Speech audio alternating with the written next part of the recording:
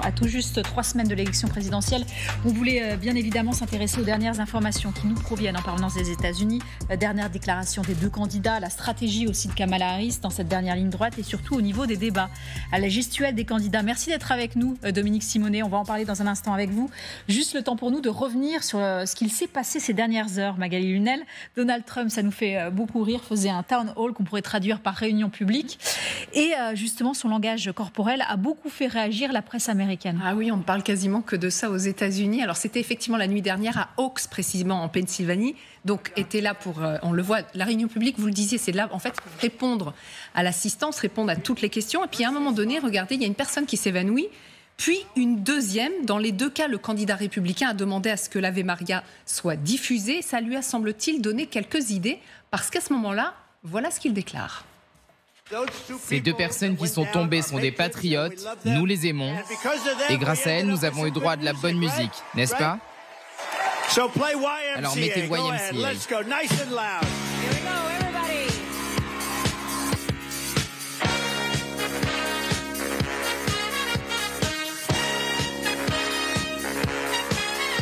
Bon, alors d'habitude, cette chanson-là marque la fin de tous ces meetings. Alors les gens, ils ne savaient pas trop quoi faire, est-ce qu'il faut qu'on parte ou pas? Bah non, apparemment, puis comme Donald Trump voyait qu'il ne partait pas, là, il a une autre idée et les chansons vont s'enchaîner. Il n'y a plus de questions, il n'y a plus de propositions. Ça donne lieu à un concert où il va y avoir pas mal de titres qui vont être diffusés. On va les écouter normalement, logiquement. Guns N' Roses, Rufus Wainwright,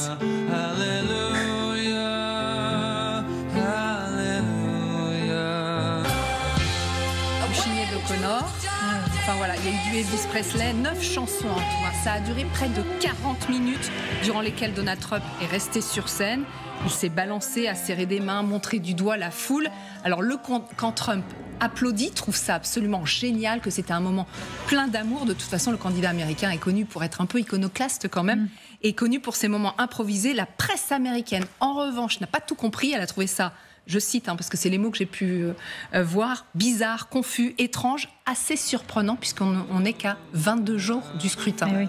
Et alors, comment réagit le camp Harris? Évidemment, le camp Harris se saisit de la séquence et le partage sur les réseaux sociaux en mettant en avant quand même que celui qu'on voit là, c'est celui qui veut redevenir chef des armées. L'équipe de campagne de la candidate démocrate écrit « Trump semble perdu ». Confus et figé sur scène. Kamala Harris elle-même a réagi sur son compte X. « J'espère qu'il va bien », a-t-elle écrit. Et c'est vrai que depuis quelque temps, elle va sur ce terrain-là, ce terrain de la santé mentale, de l'âge de Donald Trump, des capacités de son adversaire. Écoutez. Nous savons qu'il n'a pas la capacité de faire le travail. Il est inapte à la présidence. Donald Trump est de plus en plus instable et déséquilibré.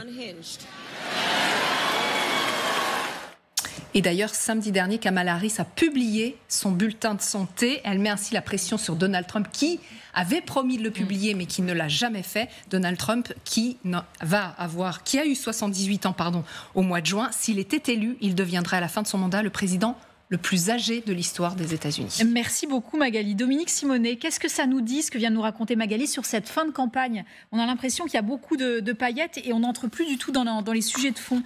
Je regardais aussi la durée des meetings de Donald Trump. Avant, c'était 45 minutes en 2016. Maintenant, on arrive à 82 minutes. L'estimation a été enregistrée par la presse américaine. Il faut se renouveler tout de même. Oui, ça nous dit que c'est une campagne totalement folle. Elle l'est depuis des mois. On a vu toutes ces péripéties, changements de candidats, les tentatives d'assassinat. Ça, c'est les épisodes les plus tristes. Et là, maintenant, on est un peu dans le délire, quoi. C'est après le rôle du Messie, le visage ensanglanté, presque devant la croix, en tout cas devant le drapeau américain. Voilà maintenant le DJ qui fait. D'ailleurs, c'est son rôle à Mar-a-Lago. Très souvent, dans les dîners à Mar-a-Lago, il met sa propre playlist. Il aime bien ça. Alors, la gestuelle de Donald Trump, c'est pas l'Opéra de Paris quand même, hein, mais bon. Que vous dire, vous avez raison de le préciser, on est très très très loin d'un débat politique. On n'est pas du tout dans ce que pourraient attendre les Américains qui sont inquiets, qui ont des difficultés à vivre, c'est-à-dire qu'est-ce qui va changer pour moi concrètement dans ma vie avec lui ou avec elle, et donnez-nous des réponses. Là, on ne voit plus la stratégie de Kamala Harris et des démocrates. Bon, on peut considérer que c'est de bonne guerre. Après tout, elle répond avec un peu les mêmes méthodes que Donald Trump en le traitant de vieux comme il avait traité Joe Biden. Mais est-ce que ça profite aux démocrates, ce genre de choses? On voit que les démocrates patinent d'ailleurs beaucoup dans cette campagne. Ils n'arrivent pas à retrouver le souffle, l'élan de la nouveauté de Kamala Harris. C'est un peu effiloché, et oui, on voit hélas s'éloigner les débats d'idées, s'éloigner l'essentiel pour les Américains, dans un monde, en plus, on va pas parler de géopolitique, mais dans un monde qui est quand même très très très très dangereux. Donc on va élire, vous l'avez dit, le président de la première puissance mondiale, et là on voit un candidat qui danse et qui s'amuse. Bon, pourquoi pas, mais c'est vrai que c'est un peu quand même un peu affligeant et un peu inquiétant. Et on le sait toujours, depuis quelques semaines, ça ne bouge plus. Les sondages donnent une avance à Kamala Harris sur le plan national, mais dans les États clés, c'est vraiment très, très, très, très proche. Donc on le répète toujours, ça se joue à quelques dizaines de milliers de voix dans ces États-là. Moi, j'ai une membre de ma famille qui habite à Denver, dans le Colorado, qui veut pas aller voter. Elle dit non, moi je vais pas aller voter. C'est une jeune femme de 40 ans, elle est très informée, très éduquée, mais elle veut pas aller voter parce qu'elle en a marre. Elle en a marre. C'est saturé cette campagne, dit-elle. On n'en peut plus. Les spots, les messages qu'on reçoit sans arrêt. Il y a une espèce maintenant de trop plein, de fatigue, et tout le monde a envie que ça s'arrête. Merci beaucoup, Dominique Simonet. Magali, vous le ressentez aussi comme ça? Je regardais les sondages. Dernier sondage qui est très commenté, étude d'opinion de NBC News paru dimanche, réalisée début octobre, qui place les deux prétendants regardés à 48%. Alors après, ça diffère selon les États, on y reviendra dans un instant, mais pourquoi Kamala Harris fait-elle ça? Pourquoi veut-elle aller sur Fox News actuellement? On a l'impression qu'elle se trumpise parce qu'elle ne sait plus trop quoi faire. Je vous lis ce que dit The Nation, le média de gauche. La campagne Harris doit corriger le tir. Et il nous dit, Kamala Harris répéterait les erreurs de Hillary Clinton en 2016 en allant chercher le soutien de républicains modérés. Aussi, plutôt qu'en se concentrant sur l'électorat populaire, Harris a passé les dernières semaines de sa campagne à tenter de rallier ses républicains, donc anti-Trump, au détriment de son propre agenda économique populiste et de la défense du droit à l'avortement. On a l'impression qu'elle ne sait plus sur quel pied danser, elle non plus.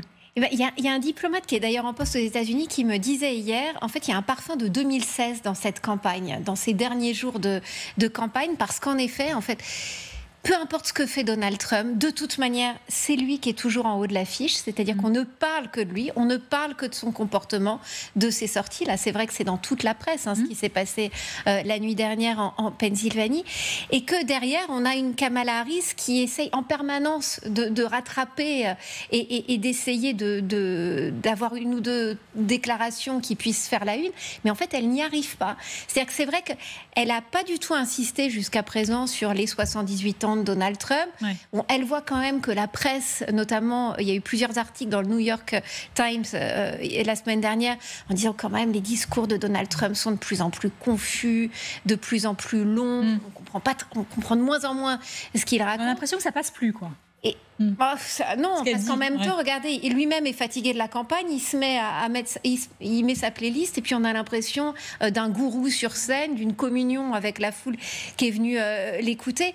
Donc non, en fait, c'est Donald Trump qui, de toute manière, imprime le rythme de cette campagne. Et c'est vrai que les démocrates ont de plus en plus de mal à exister. Et là, ça commence à sentir vraiment très, très mauvais parce qu'à 48-48, au niveau national, ça veut dire qu'en fait, les démocrates perdent parce qu'en fait, ils doivent être au-dessus au niveau du vote populaire s'ils veulent avoir un espoir de remporter les 6-7 swing states, les États clés où l'élection va vraiment se faire. Donc là, on a l'impression qu'en effet, Kamala Harris essaye d'exister. Alors, elle sort son rapport médical. Elle dit en effet, j'espère qu'il va bien, d'un ton très, très ironique. Elle va aller sur Fox News pour essayer de dire non, mais moi aussi, je suis capable de tenir aussi une véritable interview parce qu'il y a beaucoup aussi de critiques sur le fait qu'elle s'est beaucoup mise en retrait, n'osant pas faire d'interviews, qu'elle s'est beaucoup planquée en fait. Et notamment qu'elle est un peu en difficulté sur le vote des minorités masculines, notamment les hommes noirs et latinos. C'est ce que